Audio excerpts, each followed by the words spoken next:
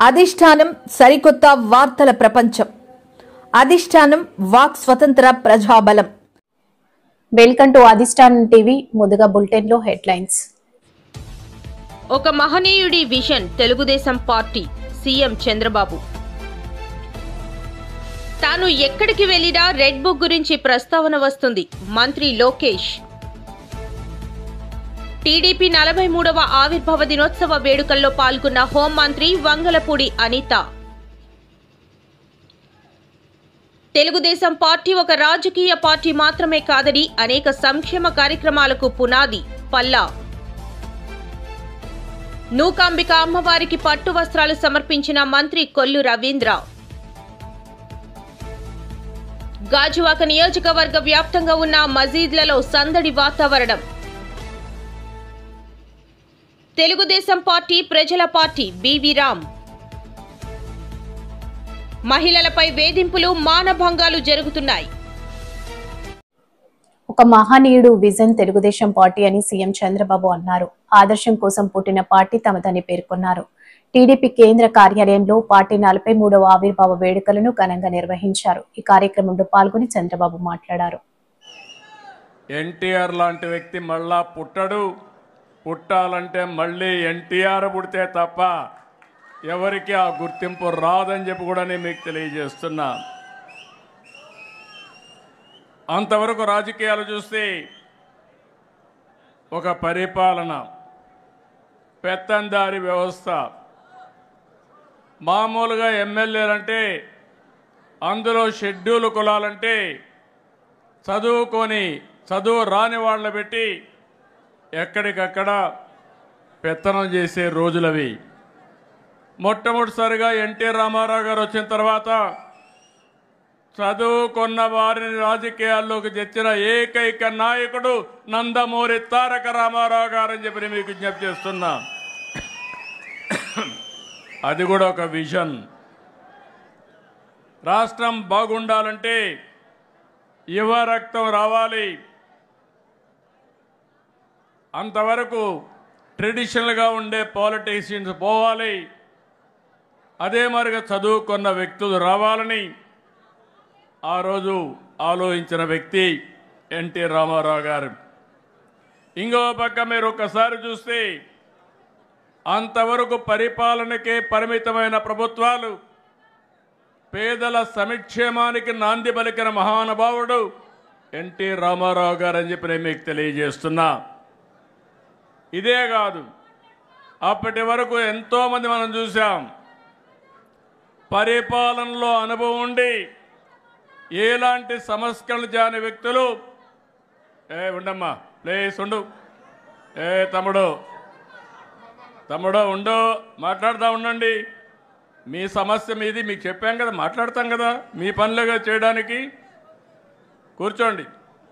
వాళ్ళ ఆ పక్కది ఏంటి, కొంచెం కూర్చో. కూర్చో. ఈ సమస్యలు ఉన్నాయి, మాట్లాడుతూ ఉన్నా కదా. వాళ్ళని అటు తీసుకురండి, కలుస్తాను నేను. ఆ కుర్చీ తీసి ఆ పక్కన నిలబెట్టండి, నేను వచ్చి కలుస్తాను పోయేటప్పుడు.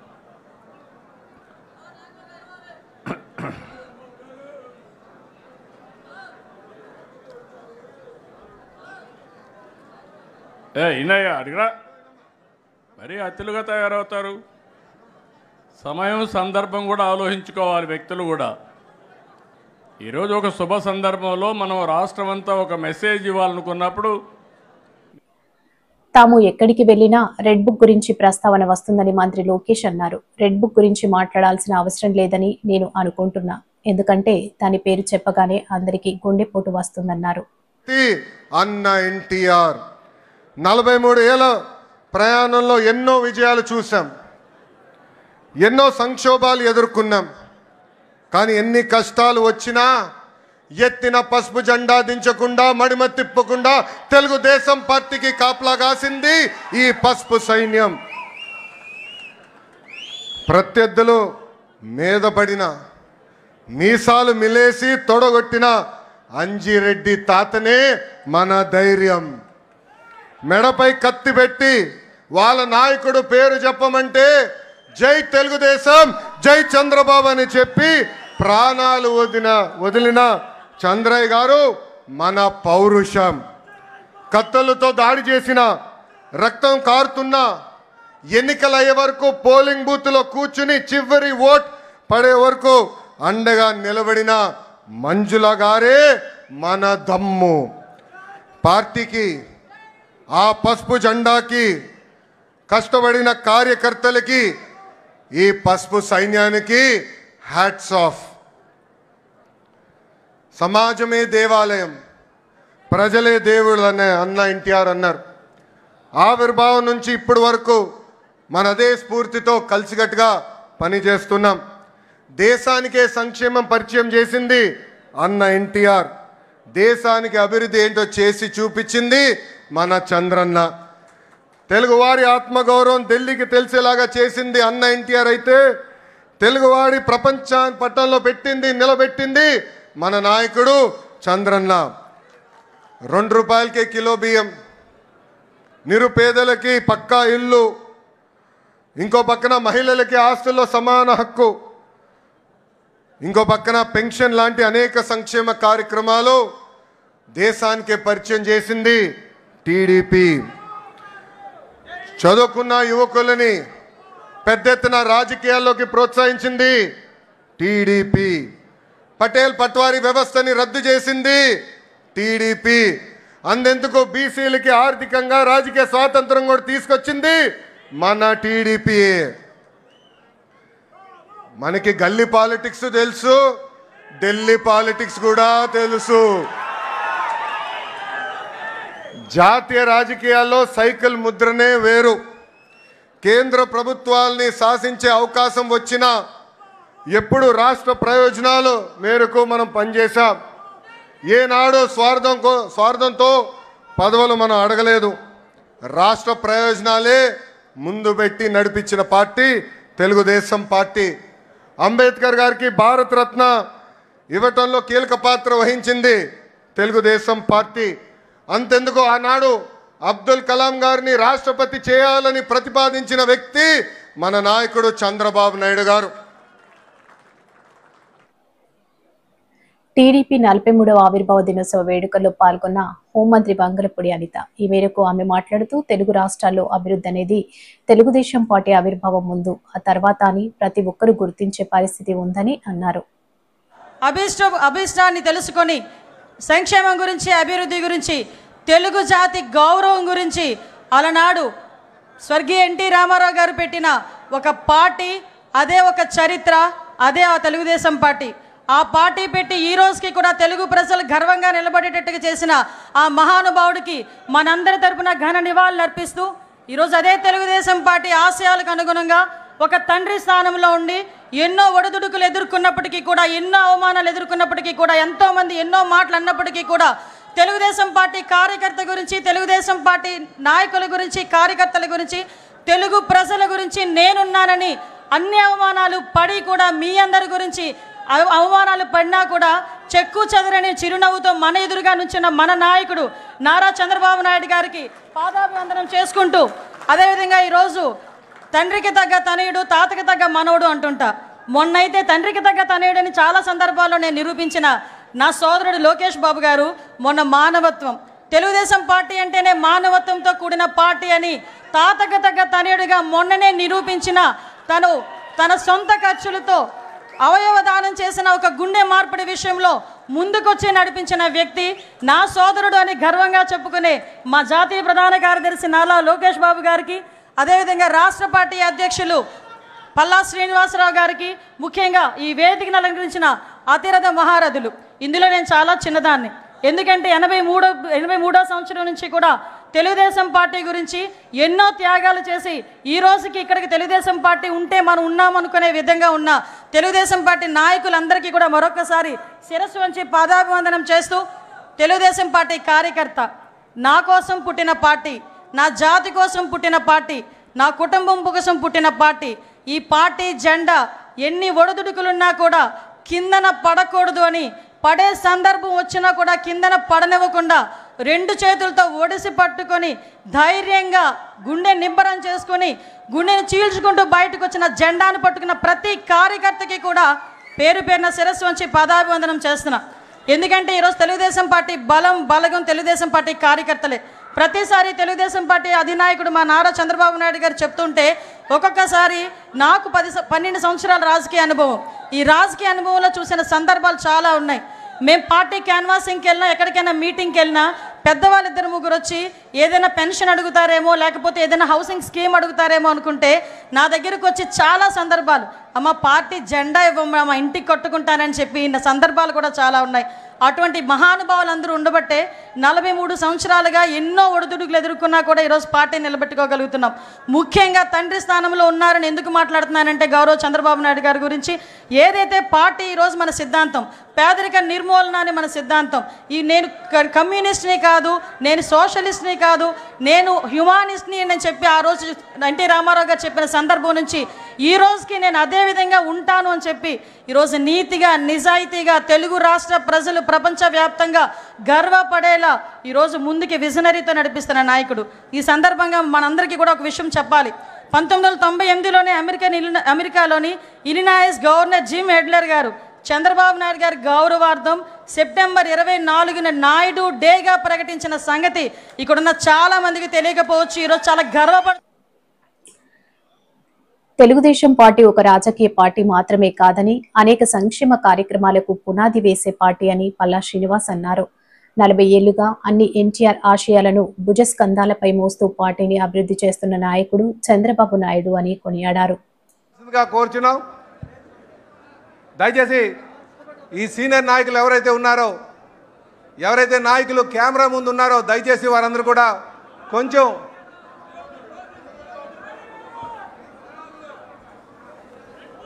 దయచేసి ఆ కెమెరాస్కి కొంచెం ఆ ప్లేస్ ఇవ్వాల్సిందిగా కోరుచున్నాం. దయచేసి మీరు ఈ వరండాలో కానీ ఆ చుట్టుపక్కల ఉన్నటువంటి వరండాలో కూర్చోవలసిందిగా మిమ్మల్ని అందరినీ కోరుతున్నాం. దయచేసి మీ యొక్క సహాయ సహకారాలు అందించాల్సిందిగా ఈ సందర్భంగా కోరుచున్నాం. వేదికలో ముందున్నటువంటి తెలుగుదేశం పార్టీ కుటుంబ సభ్యులందరికీ కూడా నమస్కారాలు తెలియజేసుకుంటూ ఈరోజు తెలుగుదేశం పార్టీ స్థాపించి 43 వసంతాలు పూర్తి చేసుకొని 44వ వసంతంలో అడుగు పెడుతున్నటువంటి సందర్భంలో తెలుగుదేశం పార్టీ కేంద్ర కార్యాలయంలో ఏర్పాటు చేసుకున్నటువంటి ఈ ఆవిర్భావ దినోత్సవానికి ముఖ్య అతిథిగా విచ్చేసినటువంటి తెలుగుదేశం పార్టీ జాతీయ అధ్యక్షులు ఈ రాష్ట్ర ముఖ్యమంత్రి అయినటువంటి శ్రీ నారా చంద్రబాబు నాయుడు గారికి స్వాగతం పలుకుతూ, అలాగే తెలుగుదేశం పార్టీ యువ నాయకులు, తెలుగుదేశం పార్టీ జాతీయ ప్రధాన కార్యదర్శి విద్యాశాఖ మార్చినటువంటి లోకేష్ బాబుకి స్వాగతం పలుకుతూ, అలాగే ఈ వేదిక మీద ఉన్నటువంటి అతిరథ మహారాజులు కేంద్ర కమిటీ సభ్యులకు, పోలిట్ బ్యూరో సభ్యులకు, ఎంపీస్కి, ఎమ్మెల్యేస్కి, ఎమ్మెల్సీస్కి, చైర్మన్లకి, మహిళా సోదరిమణులకు అందరికీ కూడా తెలుగుదేశం పార్టీ కుటుంబ సభ్యులందరికీ కూడా పేరు పేరున నా నమస్కారాలు తెలియజేసుకుంటూ ఈ సందర్భంగా మీ అందరికీ కూడా మరొక మారు తెలుగుదేశం పార్టీ ఆవిర్భావ దినోత్సవాన్ని మిమ్మల్ందరికీ కూడా శుభాకాంక్షలు తెలియజేస్తున్నాం. మీతో పాటు ఈ రాష్ట్రంలో ఉన్నటువంటి ప్రజానికానికి కూడా ఆవిర్భావ దినోత్సవం శుభాకాంక్షలు తెలియజేస్తున్నాం.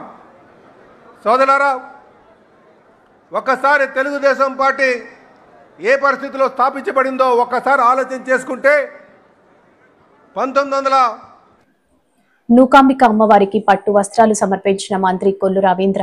ఏడాది రాష్ట్ర పండగ అనకాపల్లి నూకాంబిక అమ్మవారి జాతర. నూకాంబిక అమ్మవారికి పట్టు వస్త్రాలు సమర్పించిన మంత్రి కొల్లు రవీంద్ర. ఏడాది రాష్ట్ర పండుగ అనకాపల్లి నూకాంబిక అమ్మవారి జాతర. అనకాపల్లి నూకాంబిక అమ్మవారి కొత్త అమావాస్య జాతర ఘనంగా ప్రారంభమైంది. ఈ ఏడాది నుంచి అనకాపల్లి నూకాంబిక అమ్మవారి పండుగను రాష్ట్ర స్థాయి పండుగగా రాష్ట్ర ప్రభుత్వం ప్రకటించింది. దీంతో రాష్ట్ర ప్రభుత్వం తరపున నూకాంబిక అమ్మవారికి అనకాపల్లి ఇన్ఛార్జ్ మంత్రి కొల్లు రవీంద్ర, అనకాపల్లి ఎంపీ సీఎం రమేష్, స్థానిక ఎమ్మెల్యే కొలదల రామకృష్ణ తదితరులు పట్టు వస్త్రాలు సమర్పించారు. వీరికి దేవాదాయ శాఖ అధికారులు పూర్ణకుంభంతో స్వాగతం పలికారు. ఈ సందర్భంగా మంత్రి కొల్లు రవీంద్ర మాట్లాడుతూ 10 కోట్ల రూపాయలతో నూకాంబిక ఆలయ నిర్మాణ పనులు జరుగుతున్నాయన్నారు. టెంపుల్ టూరిజం పేరుతో రాష్ట్రంలోని అన్ని దేవాలయాలను అభివృద్ధి చేయడానికి ప్రభుత్వం నిర్ణయించిందన్నారు. అనకాపల్లి జిల్లా collector K Vijayakrishna, joint collector Jahnavi, MLA Panchakarla Ramesh Babu, వివిధ కార్పొరేషన్ చైర్మన్లు తదితరులు పాల్గొన్నారు.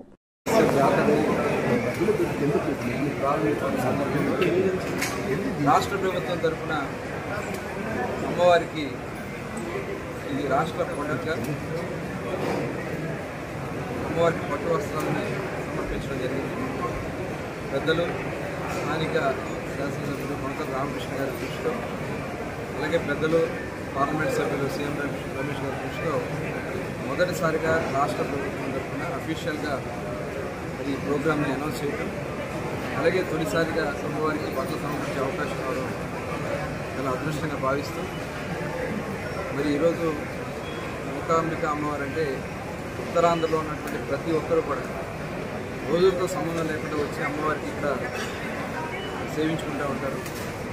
అటువంటి అమ్మవారి ఆలయానికి మరి ఈరోజు రాష్ట్ర ప్రభుత్వం కూడా గతంలో ముఖ్యమంత్రి చంద్రబాబు నాయుడు గారు టీటీడీ నుంచి 5 కోట్ల రూపాయలు ఇస్తే అది టెక్నికల్ ప్రాబ్లం వల్ల కోర్టులో ఇస్తే కోర్టులో కూడా క్లియర్ అయింది. వడ్డీతో కలిపి 6.5 కోట్ల రూపాయలు, అదేవిధంగా శ్రీవాణి నుంచి మరో 1.5 కోట్ల మొత్తం కలిపి దాదాపు 8 కోట్లు, మొత్తం 10 కోట్లతో ఇవాళ దేవాలయం నూతనంగా నిర్మాణం జరుగుతూ ఉంది. బహుశా రాబోయే కాలంలో గౌరవ ముఖ్యమంత్రి చంద్రబాబు నాయుడు గారు చెప్పిన విధంగా అమ్మవారి ఆలయాన్ని ప్రారంభించుకోవడం జరుగుతుంది. ఇటువంటి ఆలయాలు సనాతన ధర్మం, సనాతన అంటే సద్ధర్మం, అనాథగా మనకు వస్తున్నటువంటి ధర్మం. ఇవాళ మనది ఒక సెక్యులర్ స్టేట్. అన్ని మతాన్ని, అన్ని ప్రాంతాన్ని గౌరవించుకోవాలంటే ప్రభుత్వం యొక్క ముఖ్య ఉద్దేశం. దానిలో భాగంగానే ఈరోజు మన ముస్లిం దేవతని అలాగే క్రిస్టియన్స్ కూడా గౌరవించడం ముందుకెళ్ళడమే ప్రభుత్వం యొక్క విధానం. దానిలో భాగంగా అమ్మవారి జాతరలు చేయడం ద్వారా ఆ ప్రాంతాల యొక్క, ఎందుకంటే అనకాపల్లి ప్రాంతంలో మరి అమ్మవారి ఆలయం ఒక దివ్యక్షేత్రంగా అలాగే ఒక పూజలుగా కూడా ఎన్నో అవకాశాలు ఉన్నాయి. ఆ ఉద్దేశంలో వాళ్ళ ప్రభుత్వం కూడా ప్రధానమైనటువంటి దేవాలయాన్ని బాధ్యతగా తీసుకుంటూ భవిష్యత్తులో టూరిజంను కూడా పెద్ద ఎత్తున పెంచుకోవడానికి టెంపుల్ టూరిజం కూడా ప్రభుత్వం తరఫున తప్పకుండా ఈ ఆలయానికి ఇంకా ఏది అవసరాలు ఉన్నాయో సంపూర్ణంగా చేసి భక్తులకి అన్ని విధాలు కూడా సౌకర్యాలు కల్పించే లక్ష్యంతో ప్రభుత్వం పనిచేస్తుందని చెప్పి తెలియజేస్తూ ఇంత చక్కటి కార్యక్రమాన్ని సహకరించిన ప్రతి ఒక్కరికి కూడా జిల్లా కలెక్టర్ గారికి మరో 3 రోజుల్లో పవిత్ర రంజాన్ పర్వదినం వస్తున్న నేపథ్యంలో విశాఖ జిల్లా గాజువాక నియోజకవర్గం వ్యాప్తంగా ఉన్న మసీదులలో సందడి వాతావరణం నెలకొంది. మరో 3 రోజుల్లో పవిత్ర రంజాన్ పర్వదినం వస్తున్న నేపథ్యంలో విశాఖ జిల్లా గాజువాక నియోజకవర్గ వ్యాప్తంగా ఉన్న మసీద్లలో సందడి వాతావరణం నెలకొంది. నెల రోజులుగా ఉపవాస దీక్ష చేపడుతున్న ముస్లింలకు అన్ని వర్గాల ప్రజలు శుభాకాంక్షలు తెలియజేస్తున్నారు. ఇక్కడి 87వ వార్డ్ వడ్లపూడిలో మసీద్ ఈ అహ్లే హదీస్లో జరిగిన కార్యక్రమంలో ఎమ్మెల్యే పల్లె శ్రీనివాసరావు ముఖ్య అతిథిగా పాల్గొన్నారు. ముస్లింలు సమైక్యతను చాటుతూ రంజాన్ ద్వారా ప్రజలకు మంచి సందేశం ఇస్తున్నారని ప్రభుత్వం అండగా ఉంటుందని కార్యక్రమంలో కార్పొరేటర్ బొండా జగన్, రాజన్ రాజు, షైక్ సూర్ సాహెబ్, మౌలీ సాహెబ్, షైక్ ఇస్మాయిల్, షైక్ అలీ సాహెబ్, అబ్దుల్లా రహీం తదితరులు పాల్గొన్నారు. ప్రపంచ శాంతి కోసం, అందుకే మనం రంజాన్ మాసం అంటేనే ప్రపంచ శాంతి కోసం చేస్తున్నటువంటి పూజగా మనం భావిస్తాం. కనుక మనం చేస్తున్నటువంటి ఈ పూజలు ఏవైతే ఉన్నాయో అవన్నీ ఫలించాలని, ప్రతి ఒక్కరు కూడా సంతోషంగా ఉండాలని, మన పిల్లబాబులందరూ కూడా మంచిగా సుఖశాంతులతో ఉండాలని, మంచిగా స్థిరపడాలని, అలాగే ఈ ప్రాంతం సుభిక్షంగా ఉండాలని, మత సామరస్యానికి చిహ్నంగా మన ప్రాంతం ఉండాలని చెప్పేసి నేను కోరుకుంటున్నాను. ఖచ్చితంగా మీకు ఏ అవసరం ఉన్నా సరే మేము అందుబాటులో ఉంటామని కూడా ఈ సందర్భంగా తెలియజేస్తున్నాను. అలాగే ఈరోజు మన వక్ఫ్ చట్టం మీద కూడా కొన్ని ఆలోచనలు చేస్తున్నాయి. ఎవరు ఏం చేసినప్పటికీ కూడా ముస్లిం సోదరుల పక్షాన ఉండడం మా బాధ్యతగా మేము భావిస్తామని చెప్పేసి ఈ సందర్భంగా నేను తెలియజేస్తున్నాను.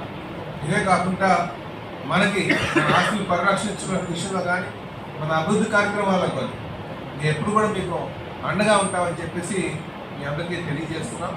మేము ఎప్పుడు కూడా ఈరోజు మీకు చెప్పాలంటే మన ముస్లిం సోదరులకి ఆ రోజు ఎమ్మెల్సీ స్పీకర్గా ఇవ్వడం కానీ, ఈరోజు ఫరూక్ గారిని మినిస్టర్గా చేయడం కానీ, ముస్లిం సోదరులకి రాజకీయంగా ప్రోత్సహించాలనే ఎప్పుడు కూడా తెలుగుదేశం బాధిస్తుందని చెప్పేసి ఈ సందర్భంగా తెలియజేస్తున్నారు.